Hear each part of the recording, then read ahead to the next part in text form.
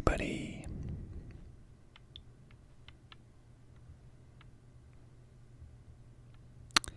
How's it going?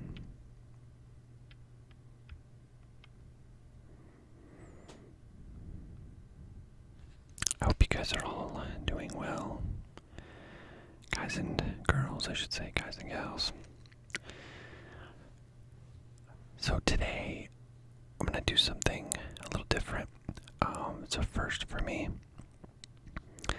to just do a little sip and chat and just kind of ramble and hang out and stuff. And I've got coffee for today.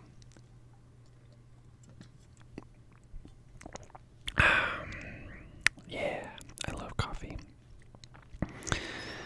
And we'll just hang out, just talk about whatever, and have a good time. So, before I go any further, the first thing I wanted to talk about is that I just hit 50 subscribers, which is amazing. That's so cool. So thank you guys for that. I've gotten like nothing but positive comments, nothing but people who say like, hey, this is really an underrated channel and your content is so good, and I just want you guys to know that that really motivates me, and I appreciate anything and everything you guys have to say. And for the record, I would also accept, constructive criticism, suggestions. I'm not picky or whatever.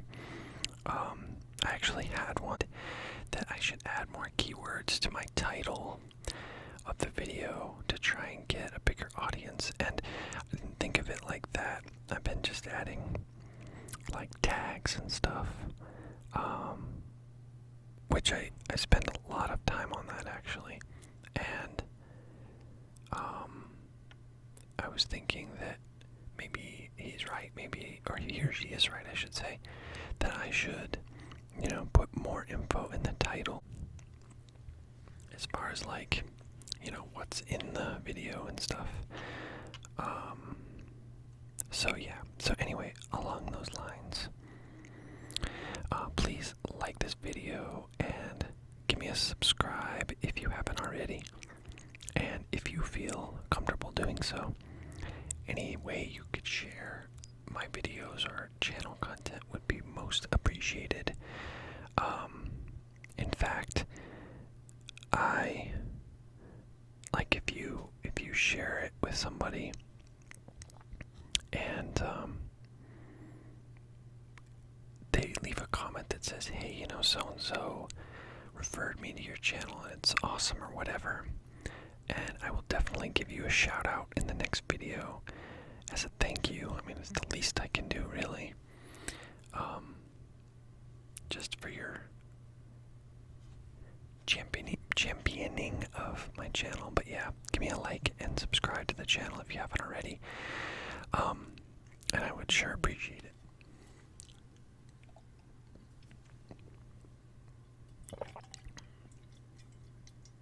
Oh, the coffee's really hot and good.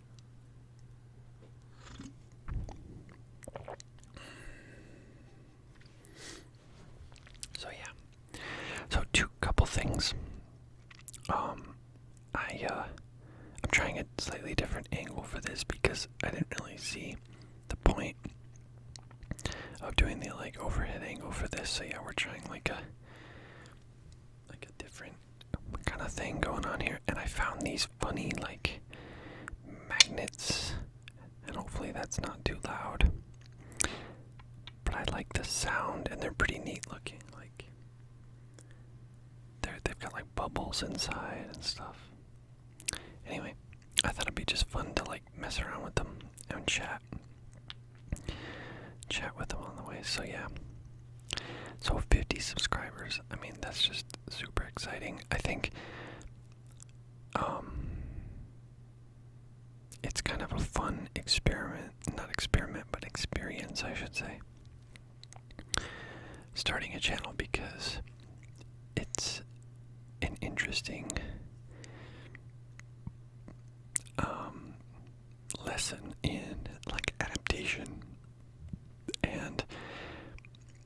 realization of stuff, because once you have like a base of videos, you can really see what's clearly popular and what's not. And I mean, for anybody who's watched a bunch of my videos, you'll know that I've got quite a bit of sports card stuff. And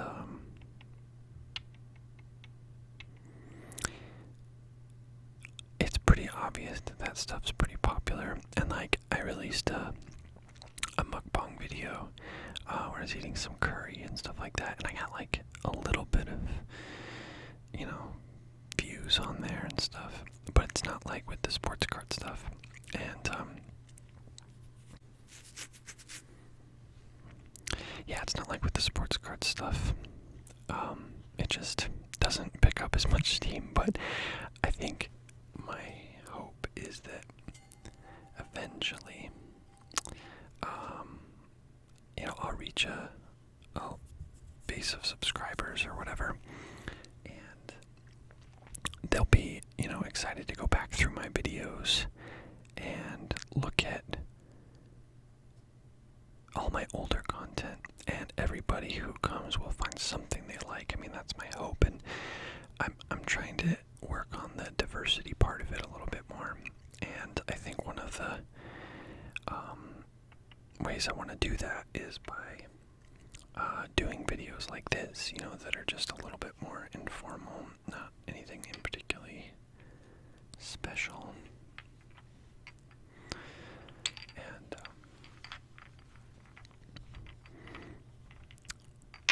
it's just like a fun way to do it.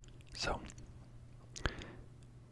depending on when you're watching this will be released on a Sunday in the afternoon where I live.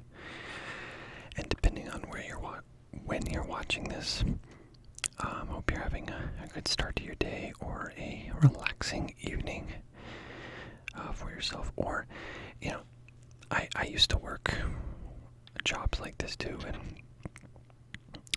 like jobs where you have to work at really weird hours and stuff. I'm sure most people have at some point in their life, but I remember I had this one job where I worked from 3:30 in the afternoon until,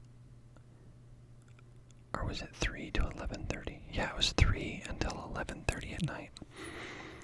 And yeah, I really hated that job, but everybody eventually gets to a point in their life where they gotta do what they gotta do. And I was fresh out of college at the time and just kind of trying to figure out what I wanted to do. And I wasn't married yet, but we were like working towards that and making plans and stuff. But yeah, I really didn't like that job. But I remember one thing in particular was that at that job, my break time was like really super important to me, because if I didn't have a relaxing break, it was just really hard to get through my day. And honestly, this was probably, so let me do the math here. It was probably, close to 10 years ago now. So I wasn't really watching like ASMR videos or anything like that, but I don't even know if it was really super popular or common at the time anyway. But I always think back on that as a thing that I really wish I had had at the time, because it was really just insanely difficult for me to have a good, relaxing break that I could feel rested from when I got back to my desk, or feel, like I had some relaxation time. And it was one of those jobs where the timing is very rigid, so you had to use like a computerized clock system, to clock in and out from your breaks and stuff like that. And as a result, you had to make sure that you were really keeping track of your time, and literally down to the second, that made a huge difference. Like, it wasn't relaxing at all trying, like, immediately going on break and then immediately having to, start a countdown timer basically, which just gives you a bunch of anxiety. And yeah, it wasn't the best thing. But where I'm going with all of this is that I hope that if you or if you're working a job like that, or you are temporarily in a position where you need some anxiety relief or something, I hope that this kind of video is a good release for you, because that's really my goal. I think I talked about this once before. I don't really get the tingles, the stereotypical thing that everyone talks about. I don't feel like that really happens to me, at least not from these videos. But what I do get from them is I get a mental recess, if you want to call it that, and it allows me a chance to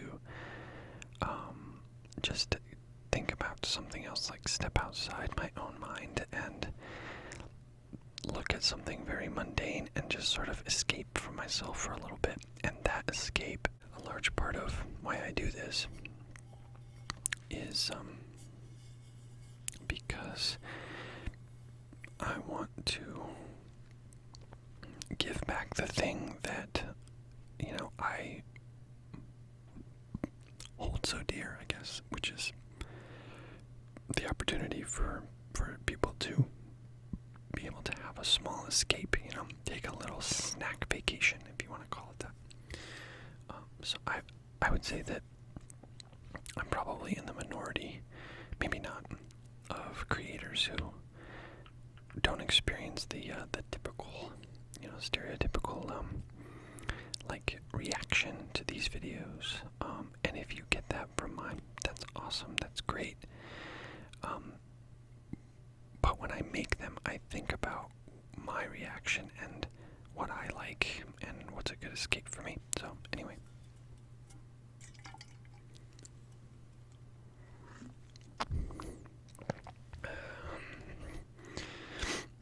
I've filmed in the morning a couple of times recently.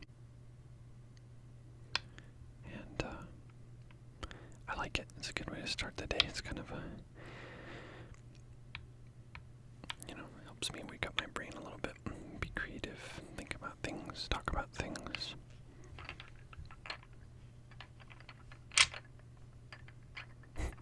Sometimes these snap together with their magnet ends, and it makes that sharp clicking noise.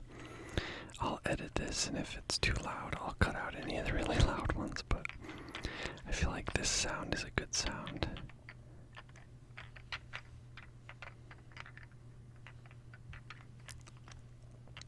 So like I said, I hope you're all doing well. It's October, and it's a Saturday morning, and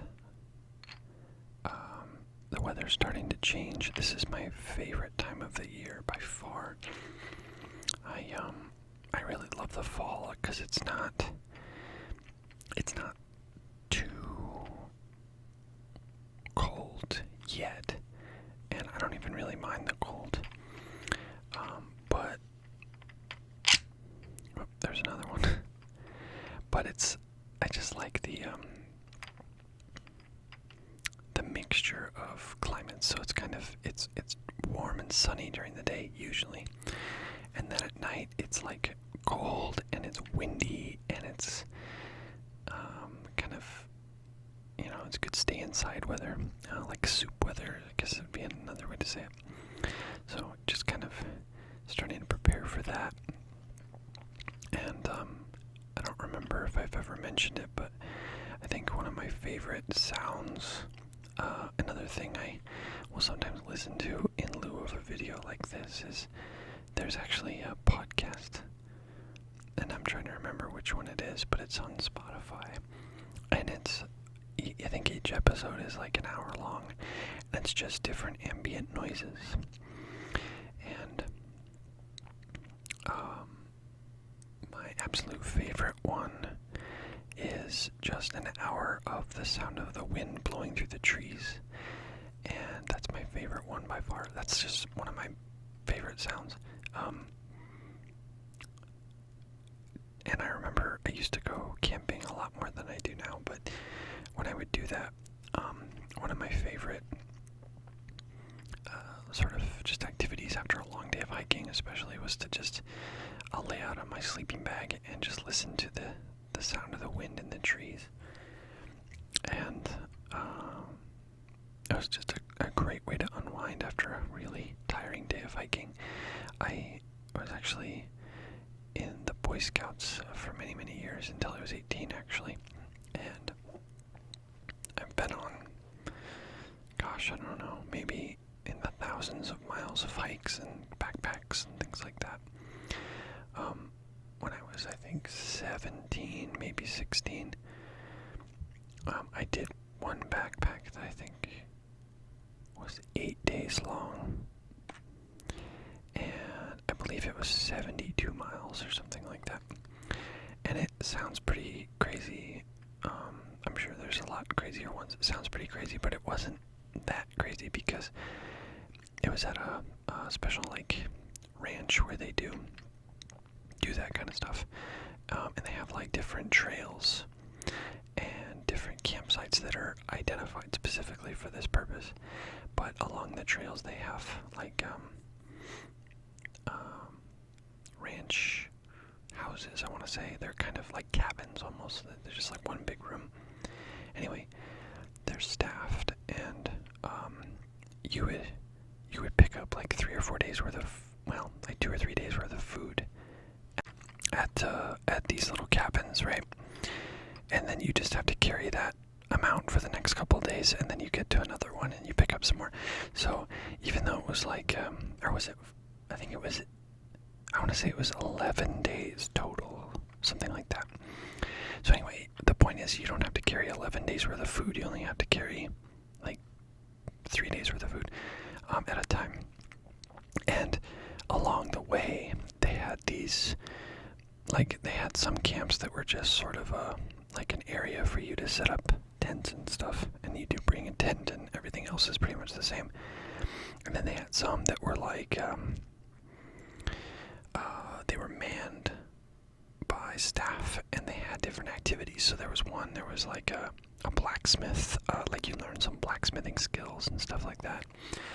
And I think there was one that was for gold panning or something like that. Anyway, it was really fun. I would recommend it. One day we actually did a side hike, so we'd set up camp after a short distance, and then we took just day packs, and we hiked a peak that's on the property, on the ranch property. And I think the ranch is I want to say it's huge. I'm trying to think if, let's call it 150 square miles, I think, something like that. That's probably way too big. I'm not the best at estimating sizes like that. I always give my wife a hard time because she has a really awful sense of direction. We can be somewhere new, right? And we'll drive through a small town that we've never been in before or something. And I'm really good at remembering what's where after one go through, but then if she's driving or navigating or something, she has no idea where we are, and it's like she's seeing everything for the first time all the time. Anyway, I'm really bad at estimating the size of things. That's the size of a plot of land, or just stuff like that. And so anyway, I want to say it's 150 square miles, but that might be insane, and I have no idea what I'm talking about. I don't know. Anyway, so we did this side hike, and we hiked this peak that's where the top of the peak hike is above the tree line. And if you don't know what that means, it just means that above a certain like altitude, trees don't grow.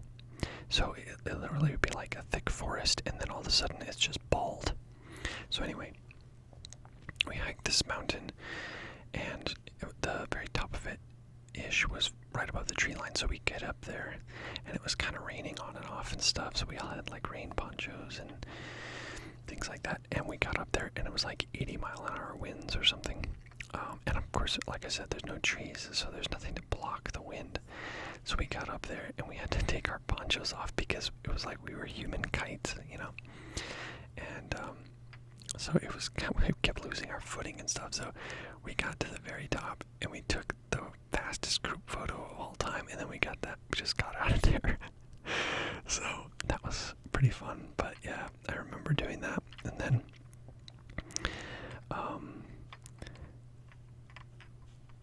there was we did another camp, and there was a forest fire that actually swept through a part of the camp.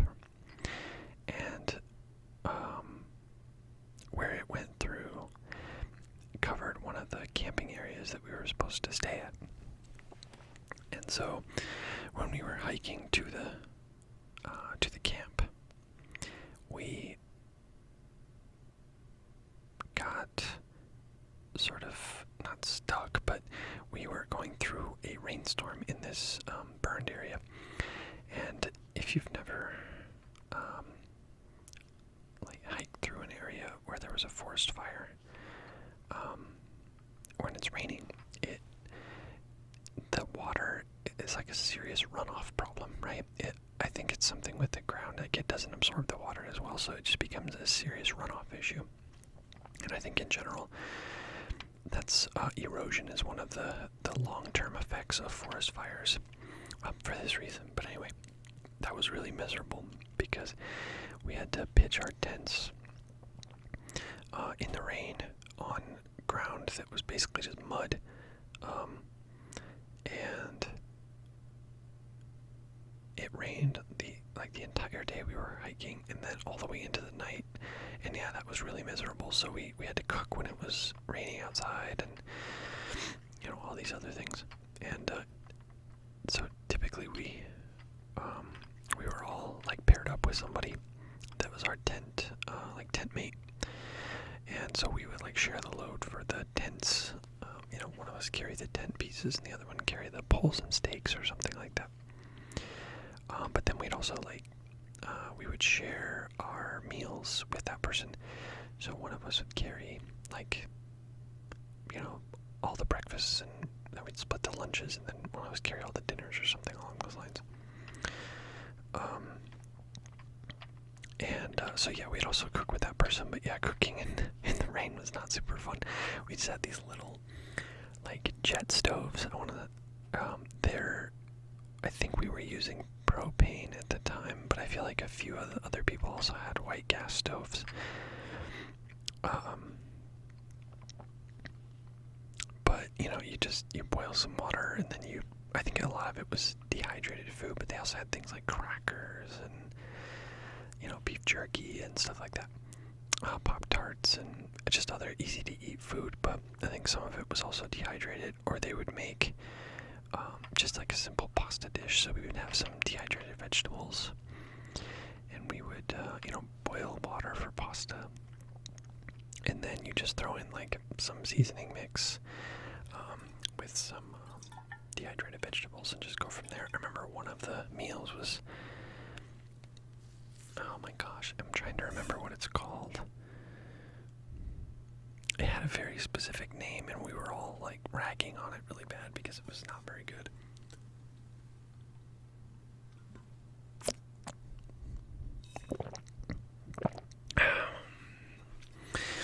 Anyway, but yeah, those are fun times. I know that as of now, I think the scouting is, I guess they now allow girls to join, which is awesome. I mean, I have 3 girls of my own, so I mean, I don't see why that wouldn't happen to me in the future, where I'll end up as a scouting leader or something like that. But I think I learned quite a bit from that experience, and yeah, it was fun. I got a lot of good, like, valuable life skills from that. Just the simple stuff, like they say that you learn how to tie knots and things like that, and that sounds like almost it's supposed to be a joke. Like, ooh, I learned how to tie knots, and that's supposed to be a negative thing, but actually that has come in handy for me on occasion. I actually built as a decoration only, not to be used, but I built a ladder purely for decoration in my backyard, just using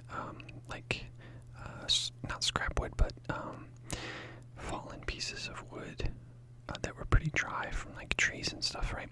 So I take 2 long tree posts like this, and then I'd have some smaller ones like this. And one of the things I learned from scouting is a technique called lashing that some of you might be familiar with. But it's like how you would join 2 pieces of wood together in a perpendicular way, like this, like at a joint, right? So how do you, if you have a post like this, how do you join this piece to it, and so it doesn't slide up and down or go like this, and use like a square lashing. And then at the end of the lashing, you can tie it with a clove hitch or something like that, or just to keep it tight. And so far, it's worked pretty well. I made that ladder like a few years ago, and it's been outside this whole time, and it's in the garden, and it's it's still holding up, no problem. But you just lash it with like some twine or something. But I don't know, there's kind of some skills you learn there, and you learn how to do, how to pitch tents, and how to cook food, and, some other simple, tasks that do eventually come in handy, I would say. And like I said, I definitely don't do that kind of outdoor stuff as much as I used to, but the few times I have, it's been fairly second nature to me. I went on a backpacking trip, I think most recently with my best friend for his bachelor party, actually. So we went to this place that was a lot more populated than we thought it would be, but we hiked in, I don't know, maybe 6 or 7 miles. We stayed a couple nights. It was really fun. We just messed around. We just threw the frisbee in this like really heavily forested area, trying not to hit the trees and stuff. It was really fun. So yeah, we had a good time, and my knowledge definitely came in handy there as well, because we had to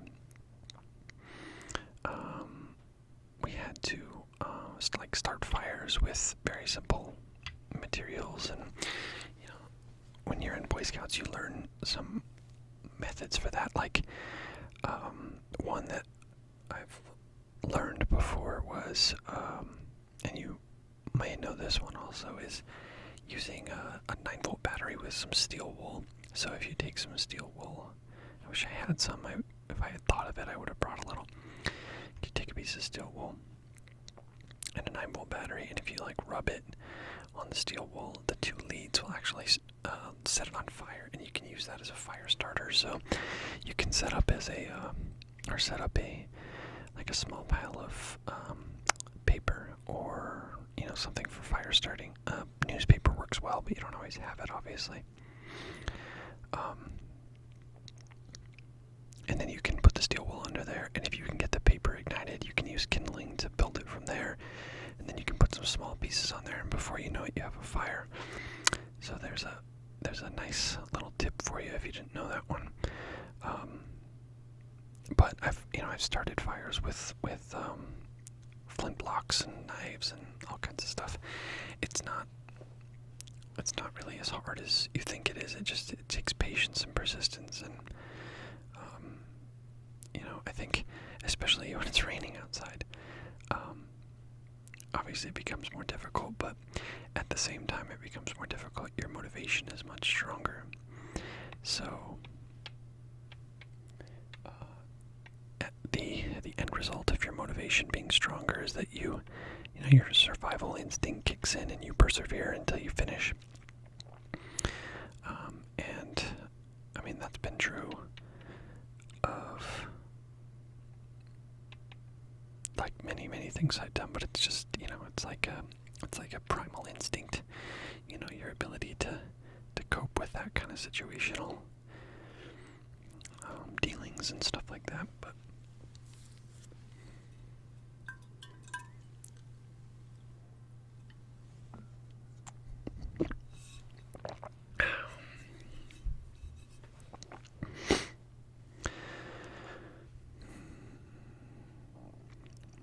so, yeah, fun stuff. But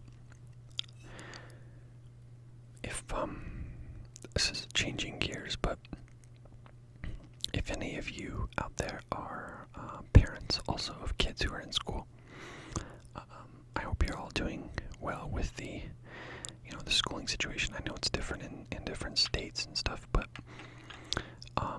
like where I live, it's a hybrid right now. So they have they're in school for like 8 hours a week probably in very small groups, and then the rest of the time they're doing it online. And I actually it's a little difficult sometimes, but in general I would say that there's something good to be said about kids learning skills or becoming competent with computers, which especially at the age of my kids they wouldn't be doing for several more years. So by the time my kids reach the age where they will be using computers, they're going to be like experts already. I have a second grader who's learning how to type, who's learning how to log into a computer, who's learning how to launch applications. Is that the normal course of events? No, probably not, but I would say that, the silver lining here is that when they come out of this on the other side, they're going to be prepared in a way that they never were before. And, I mean, it kind of goes back to the camping thing, is that, you gotta persevere, and at a certain time, you just kind of have to push through and try to reach the other side. And I'm really impressed by my children being able to do that right now, and rolling with it as best they can when they're learning all these new things in a new way. And it's just I'm really impressed. I'm genuinely proud and impressed. And what I'm saying is that if you're a parent, I hope that I hope your experience has been at least mostly positive with whatever your situation is right now. And anyway, either way, I wish you the best of luck with that as well as a fellow parent.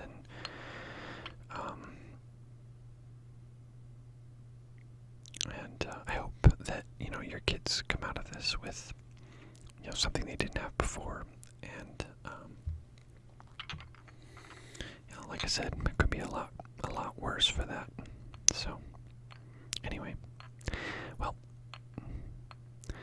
I think I'm about out of coffee.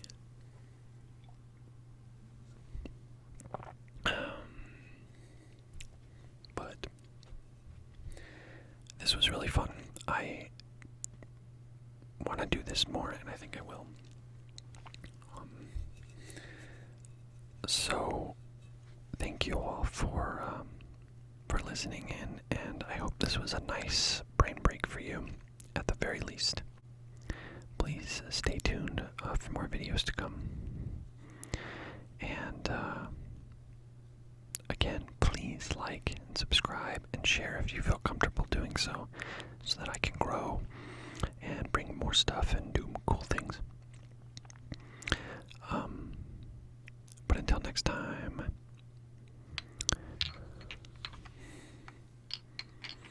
y'all take care of yourselves.